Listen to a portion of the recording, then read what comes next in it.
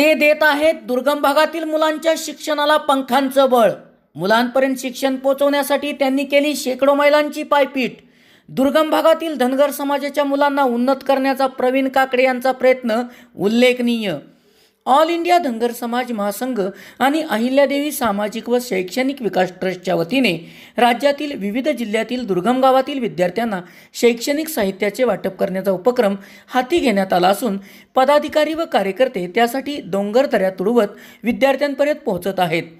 सध्याच्या कोरोनाच्या काळात दुर्गम भागातील विद्यार्थी शिक्षणापासून वंचित राहू नयेत म्हणून त्यांना शैक्षणिक साहित्य वाटप करण्यात येत आहे। ऑल इंडिया धनगर समाज महासंघाचे महाराष्ट्र प्रदेशाध्यक्ष प्रवीण काकडे यांच्यासह पदाधिकारी त्यासाठी मेहनत घेत आहेत। धनगर समाजाच्या सर्वांगीण विकासासाठी शिक्षण हा महत्त्वपूर्ण भाग आहे। डोंगर दऱ्याखोऱ्यात भागात भटकंती करणारा, शेळ्या मेंढ्यांची राखण करून पोटाची खळगी भरणारा हा समाज शैक्षणिक, आर्थिक, राजकीयदृष्ट्या अतिशय मागासलेला आहे। धनगर समाजाला आरक्षण मिळण्यासाठी समाज घटकांनी एकत्र येऊन प्रयत्न करणे व संघटित राहणे आवश्यक आहे, असे प्रवीण काकडे यांनी सांगितले आहे। SP ओरिजिनेटिव्हसाठी सुनील परीट, कराड।